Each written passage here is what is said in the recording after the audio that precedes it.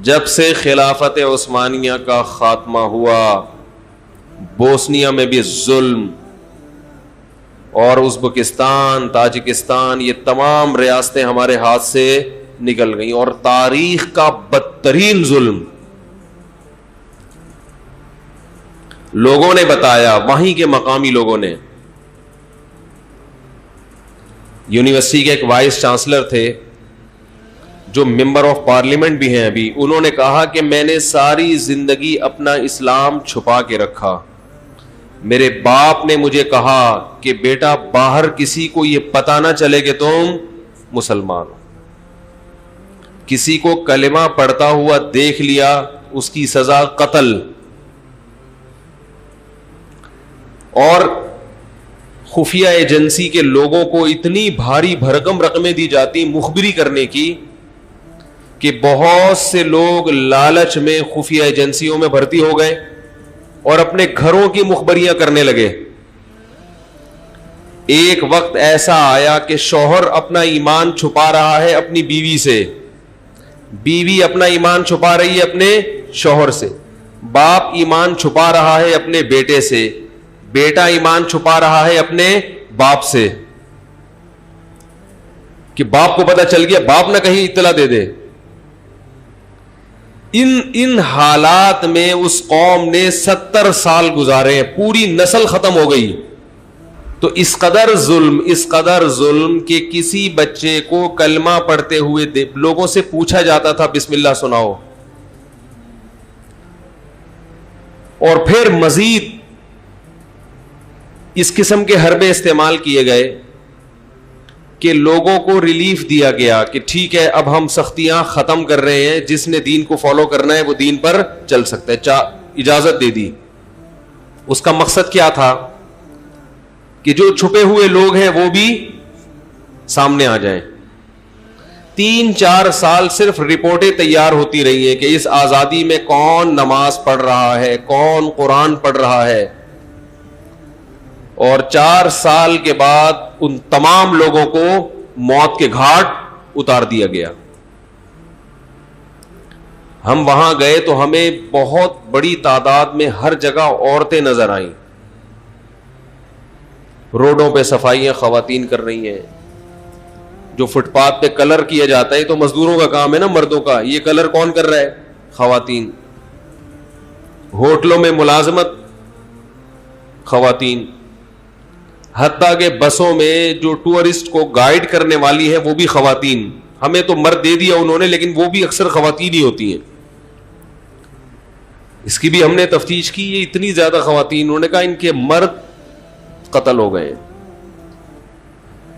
کیسے ظلم کیا؟ نمبر 1، پہلے رشیا نے ان کے مردوں کو قتل کیا، جوانوں کو، جوان مردوں کو قتل کیا بہت بڑی تعداد میں، بوڑھوں کو چھوڑ دیا. اور ان عورتوں سے نکاح کے لیے مرد نہیں تھا تو ان سے جبری زنا کیا گیا، ان سے اولادیں پیدا ہوئیں. ان اولادوں میں جنریشن گیپ بہت زیادہ، کیونکہ انہوں نے اپنے جوان باپ کو نہیں دیکھا. بہت سی خواتین کے حالات سن کے ایمان تازہ ہوا، جن کے گھر میں کوئی مرد نہیں مگر انہوں نے اپنی اولادوں کا ایمان بچایا. انہوں نے بار بار اپنے بچوں کو باور کرایا کہ تم مسلمان ہو، مسلمان ہو، مسلمان ہو، مسلمان ہو، چھپ کے تعلیم دیتی رہیں.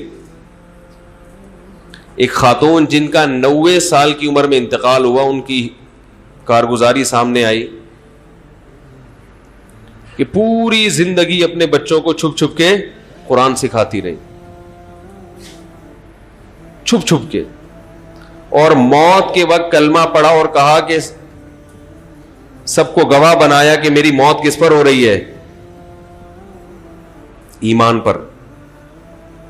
ہمیں اندازہ ہوا کہ ایمان کتنی بڑی نعمت ہے، کتنی بڑی نعمت. ان حالات میں انہوں نے ایمان کو نہیں چھوڑا. یہ مسلم ہے. آج یورپ میں لوگ عیاشی دیکھ کر جو ہمارے ینگ جنریشن جاتی ہے اسلام کو چھوڑ دیتے ہیں. بہت سے لوگ کیا یہ زندگی تو یہ ہے. جن کے دلوں میں ایمان کی قدر، ان کو 70 سال کا ظلم اور جبر بھی ایمان سے دور نہیں کر سکا. 70 سال اس قدر جبر. میں حیران ہوا، وہاں لوگوں نے بتایا کہ تہخانوں میں مدرسے قرآن جتنے بھی تھے جلا دیے گئے. کوئی ایک قرآن کی آیت بھی کہیں لکھی ہوئی نظر نہیں آئے گی. ایک قرآن کی آیت بھی، سب سے مصحف لے کے جلا دیے گئے. کہیں بھی پورے ملک میں قرآن نہیں. اب تو ہے الحمدللہ. تمام دینی کتابیں جلا دی گئیں. ختم. کوئی خدا نہیں ہے. بس نعرہ کیا تھا؟ کوئی خدا نہیں ہے.